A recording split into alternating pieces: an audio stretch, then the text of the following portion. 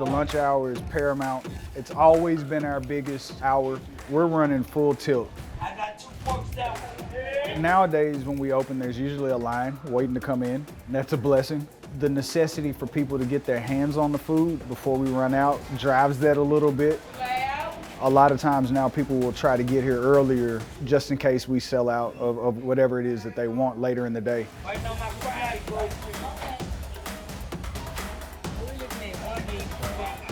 All right.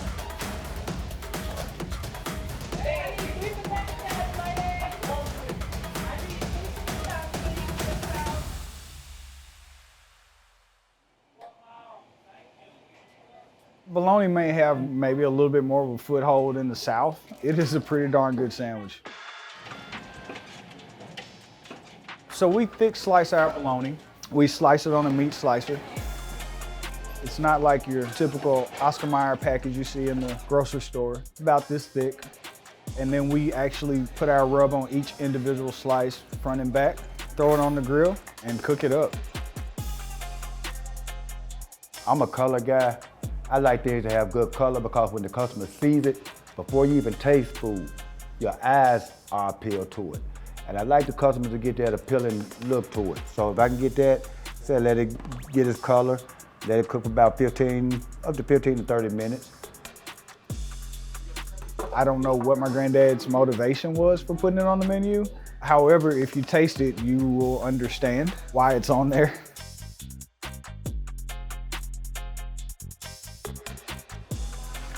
These are spare ribs, but in order to get the cut of ribs that we want, which is the St. Louis cut, we have to cut this portion off on the side here. We do a little trimming of some fat pieces.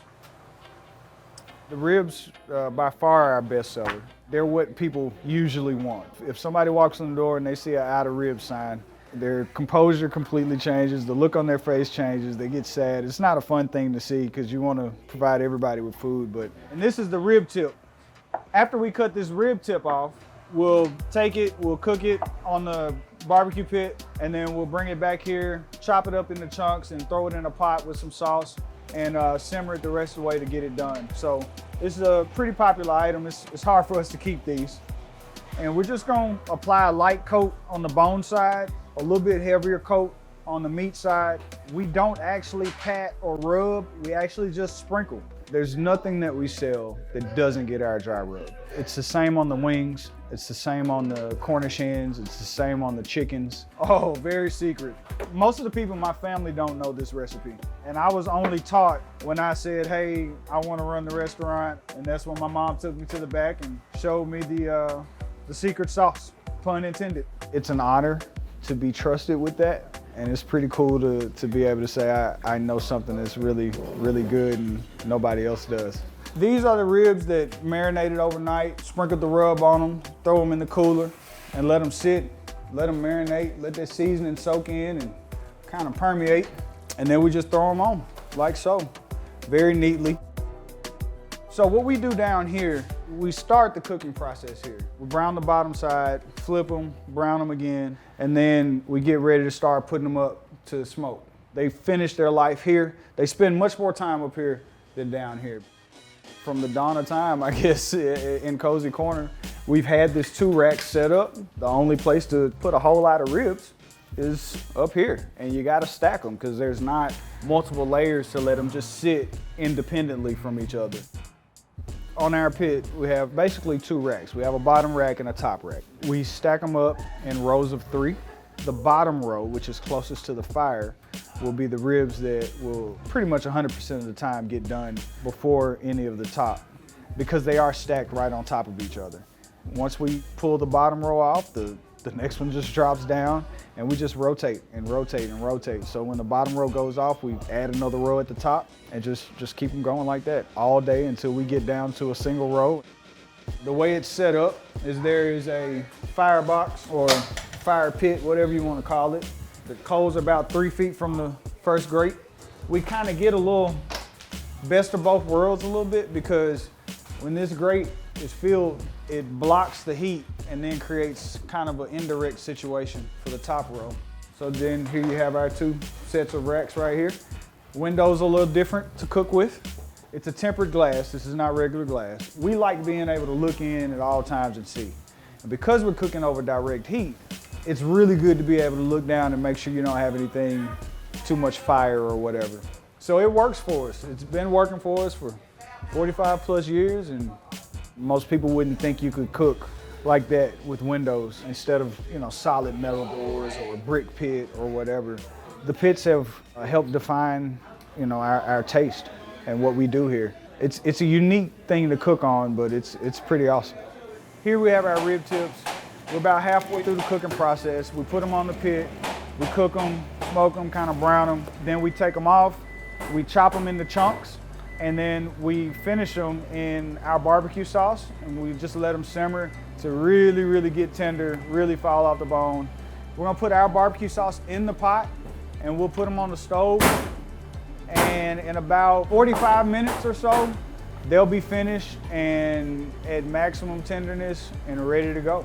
And then here you see we already have a couple that have started to come to a boil. We'll just roll them. We'll roll them till they get done. They'll be really good.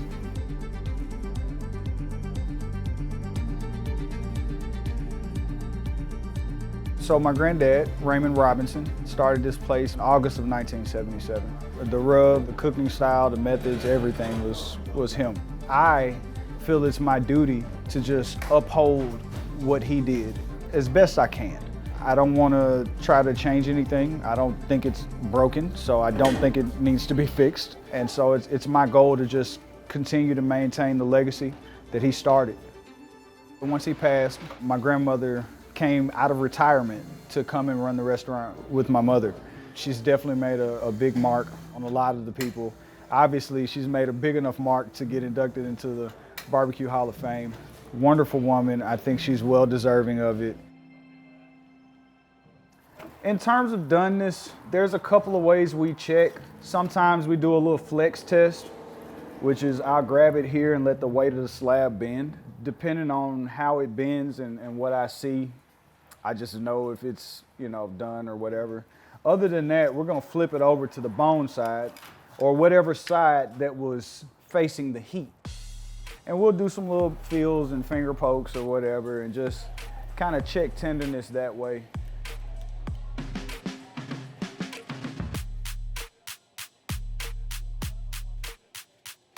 So we got our pasta, our spaghetti noodles. They've been cooked, drained and rinsed and all that stuff. And now we're putting our seasoning directly to the noodles and we'll just mix it up. And then once we do that, it'll be ready for our barbecue sauce. Most people not from the region are pretty surprised, pretty intrigued, like, barbecue spaghetti, never heard of it. Our version doesn't have meat. My grandfather created it as just a side. So it's just got noodles, our barbecue sauce, and some other spices. You notice there wasn't too much measuring going on there. I mean, we know the recipe, obviously, but she's just been doing it so long, she didn't have to follow one. A lot of weird reactions, but most of the time, it's more like, never heard of it. I'm so interested. What could it possibly taste like? And that does get a lot of people to try it. So here, this is Sid. He's gonna start seasoning our chicken wings. They're basically our second best seller up under the ribs. This is our food safe sink, and what he's doing is just washing the wings off first, getting them prepped to put our rub on. We run through about 350 to 450 wings every day. On busier days, scale that up to meet demand. But on an average, 300 to 400, somewhere around there. He'll just keep going and get through all 4 or 5 cases, that we're getting ready for tomorrow, and then we'll move on to the other poultry. The chickens have been already seasoned. As you see, they're whole chickens. Make sure the wings are tucked back, and we want them to lay them flat. Flat on the pit, legs up. That's the way they're cooked.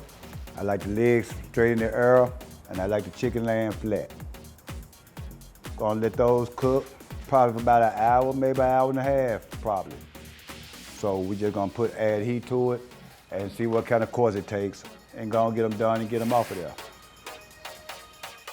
Here we have our wings. They've been marinating overnight, and we just stack them on there in nice neat rows, because every wing gets flipped, checked individually. Very labor intensive process of cooking them.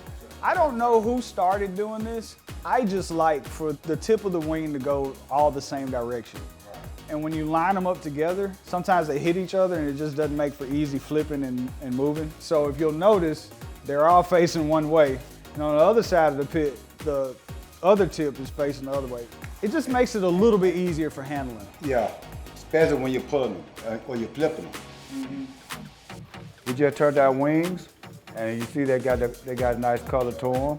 Very pleasing to the eye. My pet peeve. So I always make sure that my food is pleasing to the eye. We're going to let those cook about a few more minutes. So it's getting pretty close to service, and hopefully we'll have a line. So it's time to snatch the chickens off to make sure we're ready to feed the people when they come in. Yeah, we'll cover them with foil and put them in a warm box and put them in a warmer. And they won't last long because when the crowd comes in, we're just throwing food out, you know.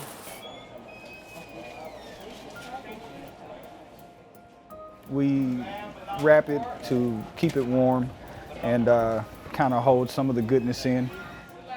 We also do it in portions so it's easier for us to fix plates and get food out as quickly as we can. So if a person has ordered a 4-bone plate, oftentimes we have 4 bones wrapped in food wrap and it's ready to go. And we just have to grab it and unwrap it, put it on the plate.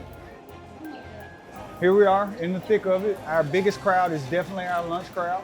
There's a line going halfway in the dining room right now. And so we're in full swing. Everybody's working, everybody's getting it in.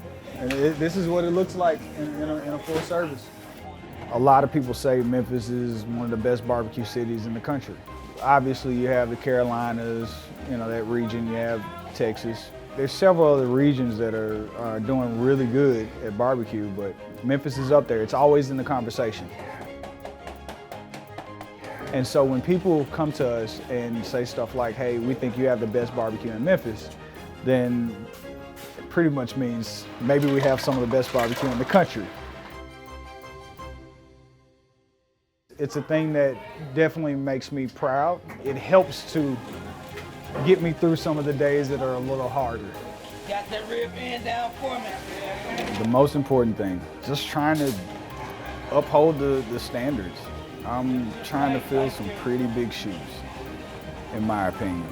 First with my grandfather and my uncle, and then with my mother and my grandmother, and the mark that they made, it's pretty big shoes to fill. So I'm just trying to maintain a certain level of quality, as much as humanly possible. Try to give good service, hopefully make people leave here with a full belly and a smile.